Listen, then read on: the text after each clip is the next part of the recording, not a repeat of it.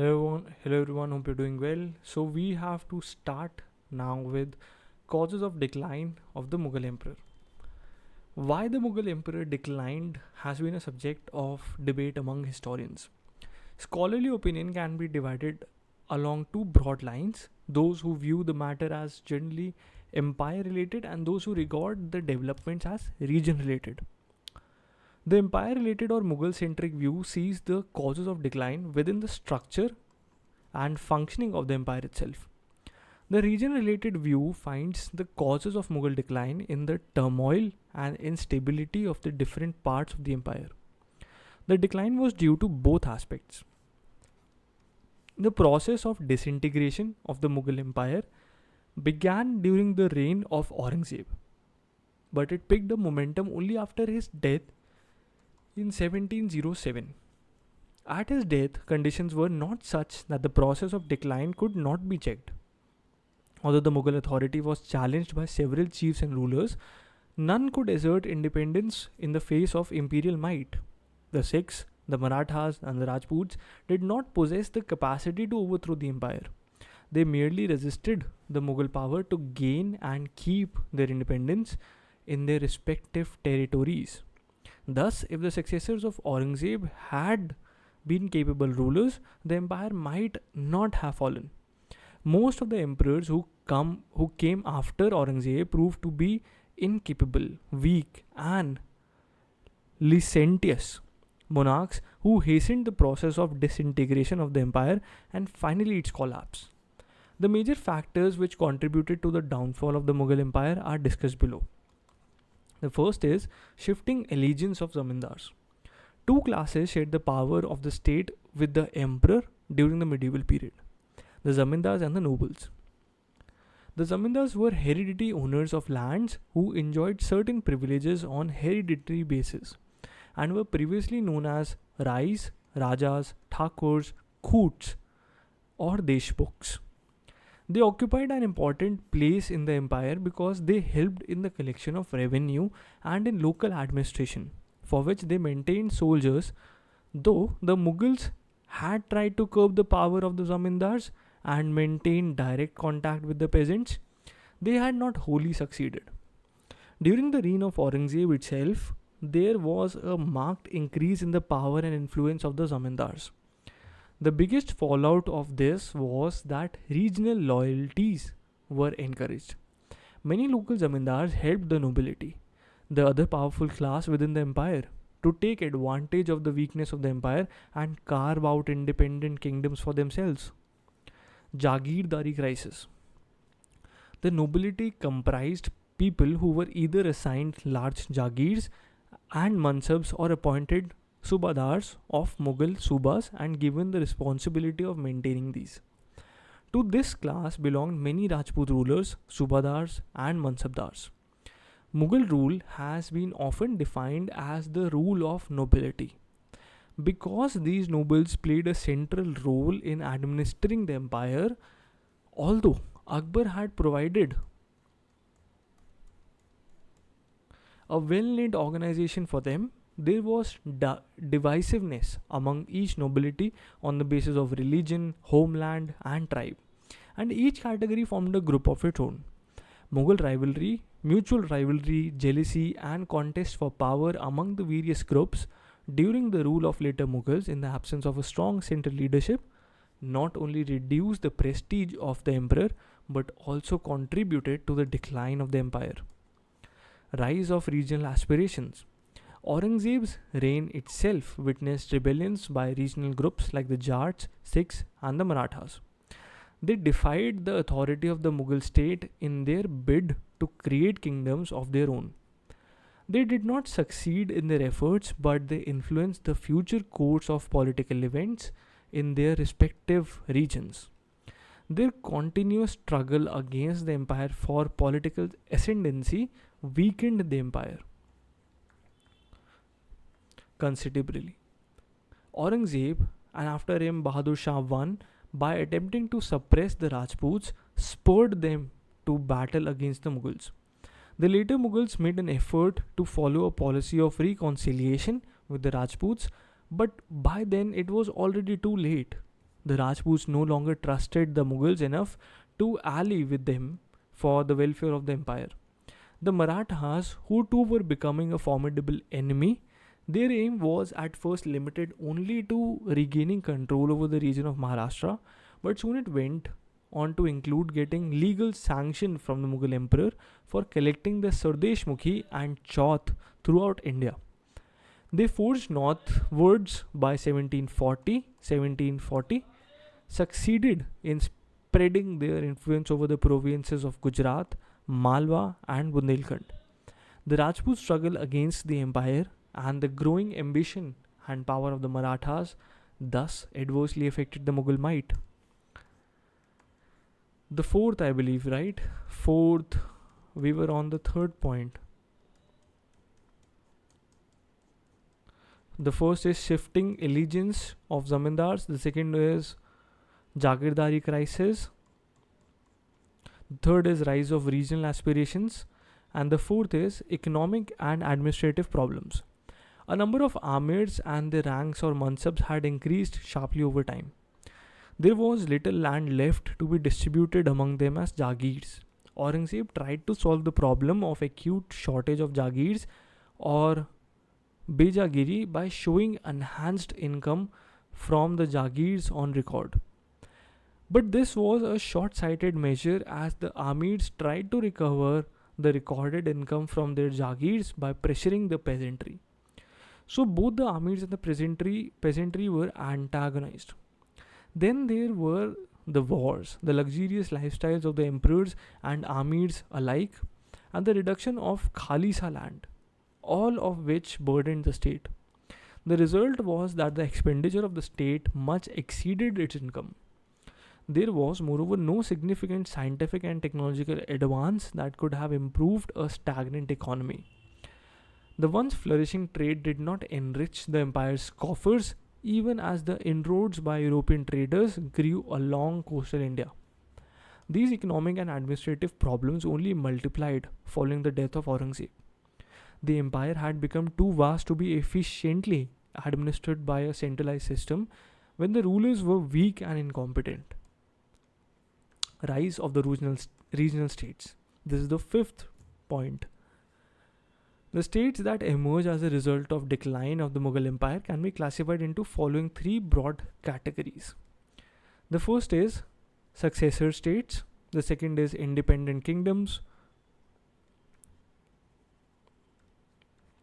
and the third is new states. Successor states. These were Mughal provinces that turned into states after breaking away from the empire.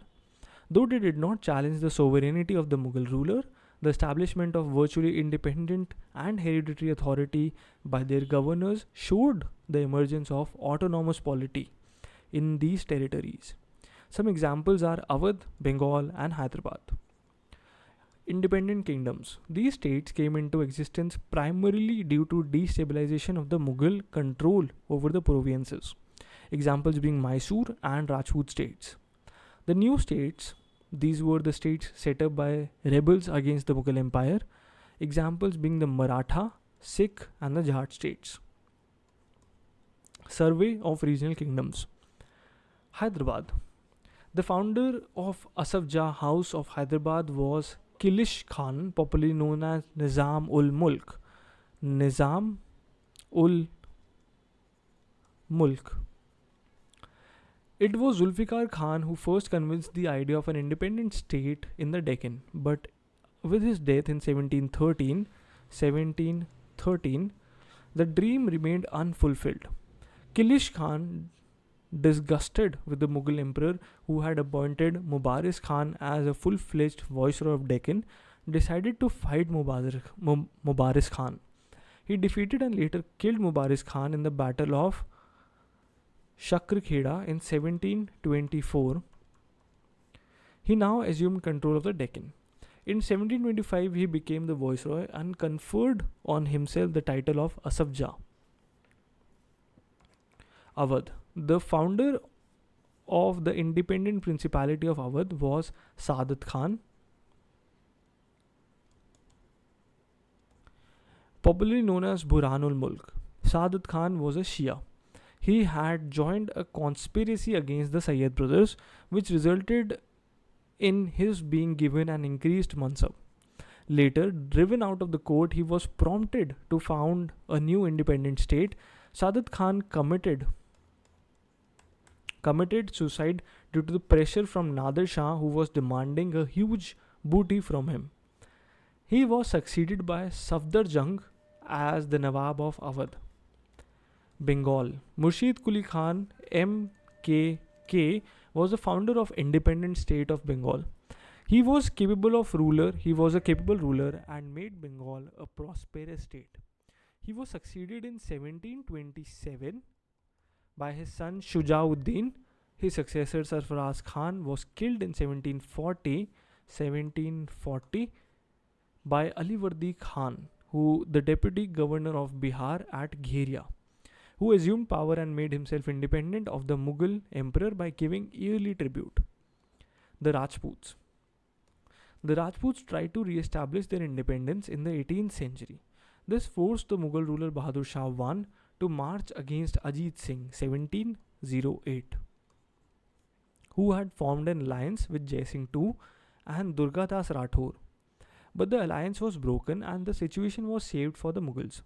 At one time, the Rajputs controlled the entire territory extending from the south of Delhi up to the western coast. Mysore. Another important state to make its appearance in the 18th century was the state of Mysore.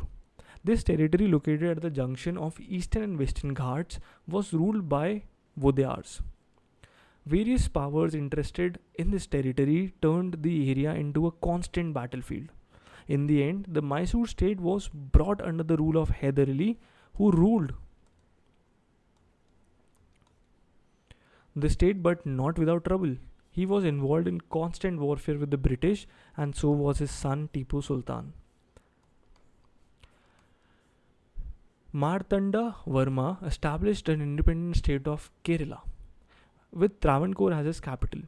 He extended the boundaries of his state from Kanyakumari to Cochin. He made efforts to organize his army along the western model and adopted various measures to develop his state. The Jats. Agriculturist Jat settlers living around Delhi, Mathura, and Agra revolted against the oppressive policies of Aurangzeb. The first major rebellion by the Jats against the Mughal imperial forces occurred in Mathura district in 1669. It was led by Gokula. It was not successful. After some initial setbacks, Churaman and Badan Singh succeeded in setting up the Jat kingdom of Bharatpur in 18th century. But it was under Surajmal that the Jat power reached its zenith. He not only provided an efficient system of administration, but also greatly extended the territory of the state. His state included territories from Ganga in the east to Chambal in the south, included the Subas of Agra, Mathura, Meerut, and Aligarh. However, the Jat state suffered a decline after the death of Surajmal in 1763. Thereafter, the state split into small areas controlled by petty Zamindars who mainly lived by plunder. The Sikhs.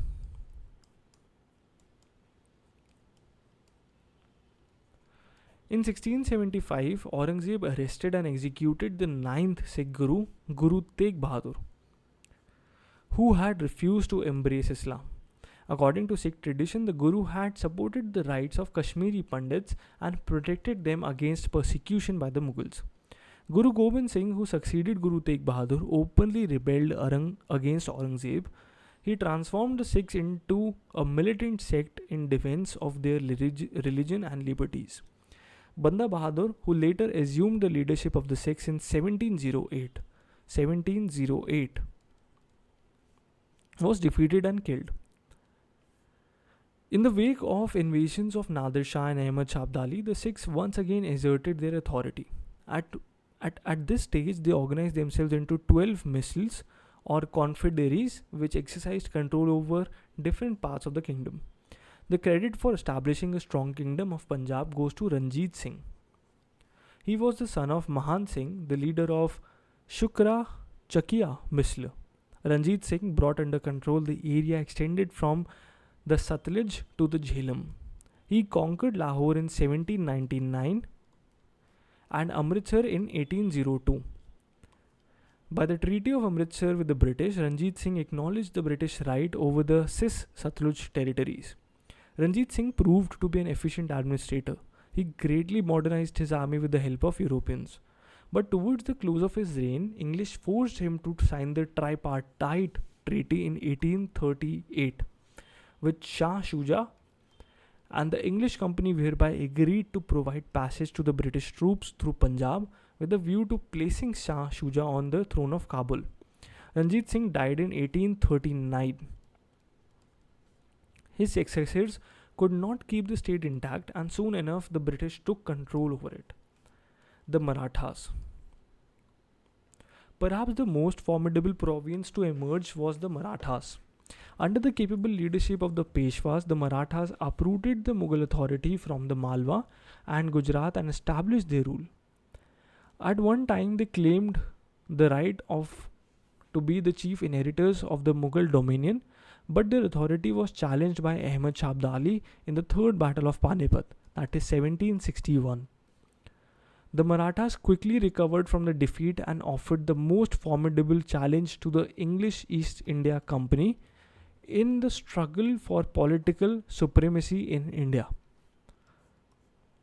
Rohilakhand and Farukhabad. The states of Rohilakhand and the kingdom of the Bangesh Pathans were a fallout of the Afghan migration into India. Large-scale immigration of Afghans into India took place in the mid-18th century because of political and economic turmoil in Afghanistan. Ali Muhammad Khan took advantage of the collapse of authority in North India following Nadir Shah's invasion to set up a petty kingdom, Rohilakhand. This was the area of Himalayan foothills between Kumaon in the north and Ganga in the south. The Rohilas, as the inhabitants of Rohilakhand were known, suffered heavily at the hands of other powers in the area, the Jats and the Awadh rulers, and later the Marathas and the British. Muhammad Khan Bangesh, an Afghan, set up an independent kingdom to the east of Delhi in the area around Farukhabad during the reigns of Farrukhsiyar and Muhammad Shah. Nature and limitations of regional states. The independent political systems that emerged in the provinces continued to maintain ties with the Mughal imperial authority and acknowledged the emperor's importance as an umbrella. Even rebel chieftains of the Marathas and Sikhs recognized the Mughal emperor as the supreme authority. The polity that emerged in these states was regional in character and functional, with the collaborative support of different local groups like the Zamindars, merchants, local nobles, and chieftains. The provincial rulers had to take care of these various local interests in order to maintain themselves. Of course, there were exceptions. For instance, in Mysore, rulers did not recognize the local chieftains. The regional states had certain limitations. The provincial rulers failed to develop a system based on sound financial, administrative, and military organization. Though some of them tried to modernize, notably Mysore, on a whole they were backward in science and technology. Another drawback was the constant warfare these states had with the neighboring regional powers, wars in which none could ultimately dominate. In fact, these states were strong enough to challenge Mughal power, but none was able to replace it with a stable polity at an all India level.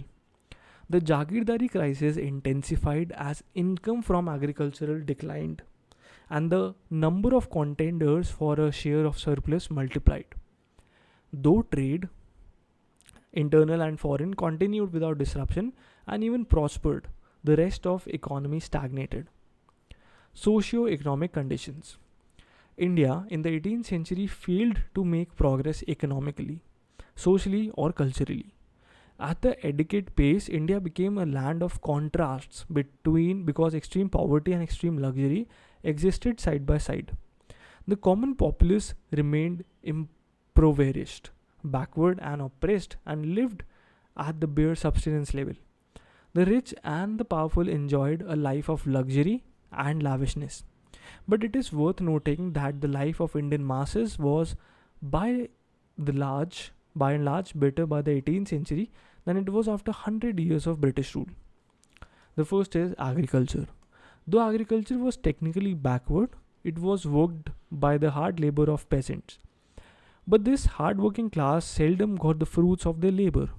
Even though the agriculture produce supported the rest of the society, a peasant's own reward was miserably inadequate. They were forced to pay exorbitant amounts to the state, the Zamindars, the Jagirdars, and the revenue farmers. But this worsened under the British rule. Trade and industry.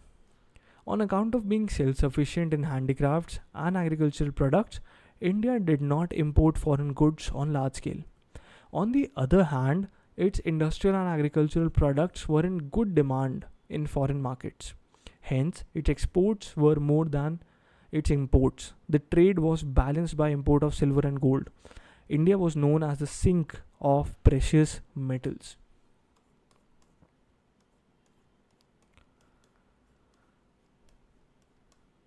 Items of import from Persian Gulf region, pearls, raw silk, wool, dates, dried fruits, rose water.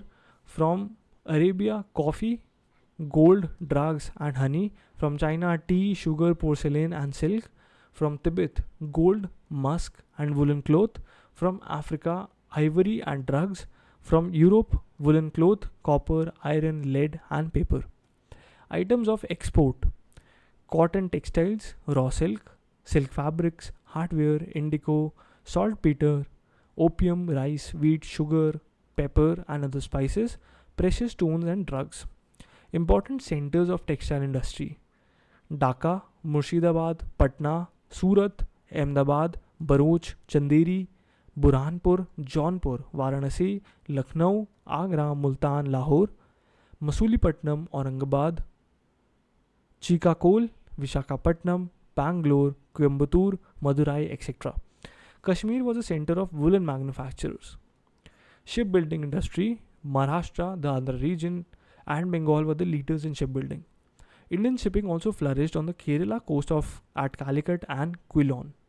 The Zamorin of Calicut used the Muslim Kunjali Maraikars, who were well known for their seafaring ability, for his navy. Shivaji Bhosle's navy put up a good defense on the west coast against the Portuguese. According to Bipin Chandra, the European companies bought many Indian made ships for their use. Status of education. Alright, ladies and gentlemen, this video has been long, so we're going to start this in the next part. Thank you everyone for tuning in. In the next part, we'll start with status of education. All the very best for exams. Do share and subscribe to the channel and keep supporting us. Thank you everyone.